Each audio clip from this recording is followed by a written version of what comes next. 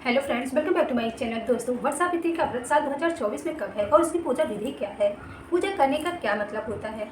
तो दोस्तों, आज मैं आपके साथ शेयर करने वाली हूँ वट सावित्री के बारे में सारी विधि पूजा की, जो बहुत ही सरल है। चलिए वीडियो को शुरू करते हैं। दोस्तों, वट सावित्री का व्रत ज्येष्ठ मास की अमावस्या के दिन किया जाता है।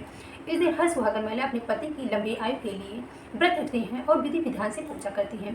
जो भी महिलाएं वट सावित्री का व्रत इस दिन करती हैं, उनके पति की आयु लंबी होती है। दोस्तों, साल 2024 में वट सावित्री की पूजा 6 जून 2024 दिन गुरुवार को है। दोस्तों, इस दिन हर सुहागन महिलाओं को अपने पति की लंबी आयु, दीर्घायु और अच्छे स्वास्थ्य के लिए उनकी पूजा जरूर करनी चाहिए। तो चलिए वीडियो को शुरू करते हैं और आपको पूजा विधि करके दिखाते हैं। तो दोस्तों, सबसे पहले यदि आप घर के आपके आसपास से कहीं वट वृक्ष का प्राचीन पेड़ है, बहुत पुराना पेड़ है, तो आप उसमें पूजा करने जा सकते हैं। अगर संभव नहीं है तो आप नर्सरी से कोई एक पौधा ला करके आप पूजा कर सकते हैं। अगर वो भी नहीं संभव तो वट सावित्री व्रत के एक दिन पहले आप एक टहनी तोड़ कर लेकर आएँ जिसमें इस तरह से फल लगे हों, तो आपको ला लेना है। ला करके आपको वट सावित्री के एक दिन पहले आपको किसी गमले में लगा लेना है।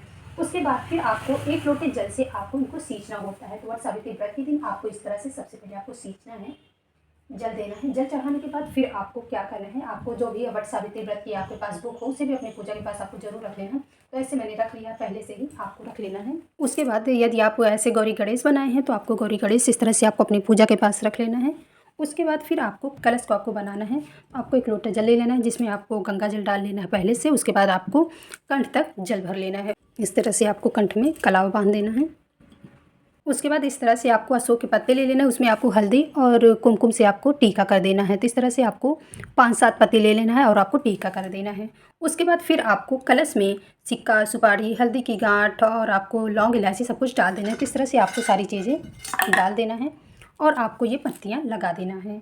थोड़े से चावल रख कर इसके बाद आपको अष्टदल कमल बना लेना है। अष्टदल कमल बनाने के बाद आपको जो आपने कलश बनाया है उसके ऊपर आपको ऐसे रख देना है। उसके बाद थोड़ा सा अक्षत रख कर फिर दीप जलाएंगे। इसके बाद सबको टीका कर देते हैं। सबसे पहले गौरी गणेश को टीका कर देते हैं, उसके बाद वट वृक्ष को, कलश देव को, सबको टीका कर देते हैं। गौरी गणेश को, वट वृक्ष को, कलश देव को, दीप को और जो भी पुस्तक में देवी देवता बने सबको आपको टीका कर देना है। इसके बाद आपको सबको एप्पल लगा देना है ऐसे।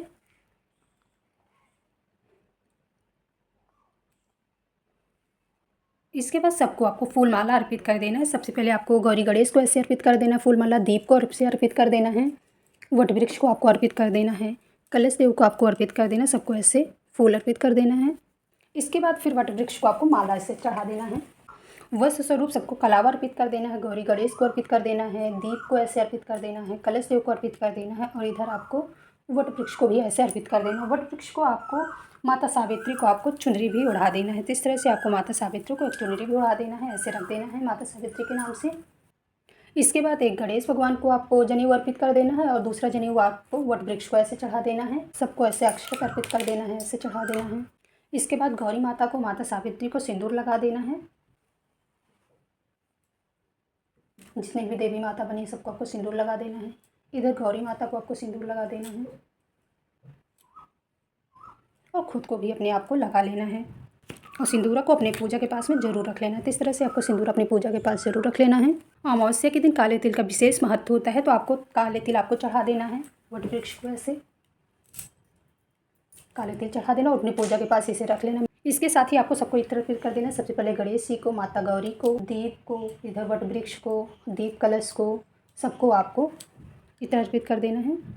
इसके साथ ही माता रानी को आपको कुछ न कुछ सुहाग की सामग्री जरूर अर्पित कर देना है और आपको कुछ न कुछ दक्षिणा जरूर लगा देना है और ऐसे अपनी पूजा के पास में आपको सुहाग की सामग्री माता रानी के लिए जरूर रख देना है। इसके साथ साथ माता रानी को आपको अर्पित करने के लिए आपको एक नारियल रख लेना है जटा वाला, उसमें आपको कलावा लपेट कर कुछ न कुछ दक्षिणा लगा करके आपको माता रानी को भेंट करना होता है।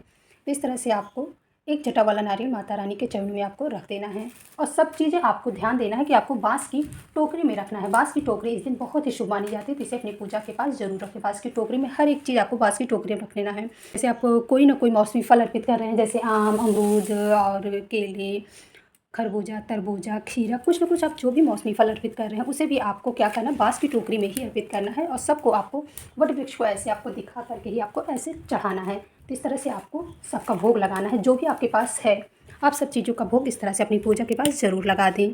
उसके साथ साथ आपको काले अंकुरित चने भी आपको माता रानी को अर्पित करने होते हैं वट वृक्ष को। ऐसा माना जाता है कि काले चने अर्पित करने से वंश बेल में वृद्धि होती है। तो इस तरह से आपको काले चने अर्पित कर देना है वट वृक्ष को। और आपको ध्यान देना, जो भी आप पूड़े गुलगुले और कुछ भी बनाए हैं भोग लगाने के लिए, उसे भी अपनी पूजा के पास ऐसे आपको रख लेना है और माता रानी को सब कुछ ऐसे दिखा देना है, चढ़ा देना है। उसके बाद आपको अपनी पूजा के पास रख लेना है। तो ये सभी सामग्री आपको अपनी पूजा के पास पूजा करते समय जरूर रख लेना है और विधि विधान से आपको वट वृक्ष की पूजा करना है। उसके बाद जब आप सब कुछ अर्पित कर दे तो आपको क्या करना है, आपको आचमनी कर देना है। किस तरह से आपको 3 बार आचमनी कर देना है। उसके साथ साथ आपको 2 बाँस के बने पंखे भी अर्पित करने होते हैं माता रानी को। अगर आपके पास संभव हो तो आप बाँस के बने 2 पंखे अर्पित करें। अगर संभव नहीं है तो आप एक वट वृक्ष को ऐसे हवा करें, इससे धीरे धीरे आप हवा कर दें, क्योंकि माता सावित्री ने भी ऐसे हवा की थी। तो इसे अपनी पूजा के पास ऐसे आप चढ़ा दें। और एक पंखे जो आप अपने पास ऐसे रखे हैं, इसको आपको अपने घर लेके चले जाना है, जिससे आपको अपने पति को हवा देना होता है। तो उसे अपनी पूजा के पास आप जहाँ पूजा वाला सामान रखें वहीं आपको ऐसे रख लेना है, क्योंकि आपको घर ले जा करके अपने पति को भी हवा करना होता है। तो इस तरह से आपको सभी सामग्री को पूजा की जगह रख लेना और पूजा विधि विधान से करना। जब आप बाहर कहीं पूजा करने के लिए जा रहे हैं तो आपको किसी झोले में सामान रख के ले जाना होता है। बहुत ज़्यादा सामान ले जाना तो मुश्किल रहता है बाहर, लेकिन जो भी आपसे संभव हो सके उतना सामान अपनी पूजा के पास से घर से ज़रूर लेके जाओ। विधि विधान से पूजा करें। वहाँ कलश की स्थापना करना बहुत ज़्यादा दिक्कत होती है, कलश की स्थापना नहीं कर सकते हैं तो ना करें। लेकिन आपको ये सुहा की सामग्री, जैसे ये नारियल हो गया जटा वाला, और आपको कुछ ना कुछ मौसमी फल हो गया और पूड़े हो गया, गुलगुले हो गए, ये सब चीज़ें आपको जरूर ले जाना होता है। तो इस तरह से आपको सब कुछ ले जाना और विधि विधान से वट वृक्ष की पूजा करना है। जब आप विधि विधान से पूजा कर ले वट वृक्ष की पूजा करने के बाद फिर आपको अपने हाथों में एक फूल ले लेना है, काले चने ले लेना है, आपको थोड़ा सा अक्षत ले लेना है। उसके बाद फिर आपको वट सावित्री व्रत की कथा ले लेना है, बुक ले लेना है। लेने के बाद आपको वट सावित्री व्रत की कथा को पढ़ना है। जब आप कथा पढ़ लें, कथा फिर समाप्त हो जाए सारी कथा, तो आपको क्या करना है, आपको अपने हाथों में जो आपने फूल अक्षत और काले चने लिए हैं, इसे आपको वट वृक्ष को ऐसे अर्पित कर देना है। अर्पित करने के बाद वट सावित्री व्रत की कथा को पैर छू लेना। पैर छूने के बाद फिर आपको विधि विधान से आरती कर लेना है वट वृक्ष की, और आपको फेरी लगा लेना है। सबसे पहले आपको फेरी लगा लेना है। 5, 7, 9, 11, 21 जो भी आपका सामर्थ्य हो, आप अपने सामर्थ्य के अनुसार कच्चे सोच से आप फेरी लगा सकते हैं। तो इस तरह से आपको फेरी लगा लेना है।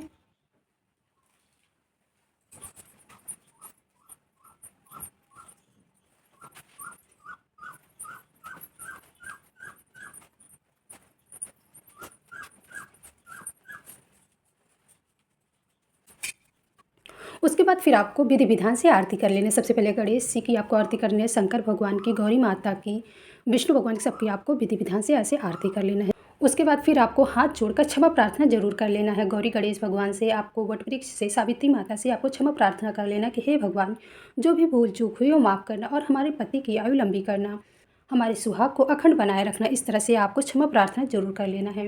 बोलो सावित्री मैया की जय। दोस्तों, आपको ये वीडियो कैसे लगी? अगर वीडियो पसंद आई हो तो मेरे चैनल को लाइक शेयर सब्सक्राइब ज़रूर करें। Thank you.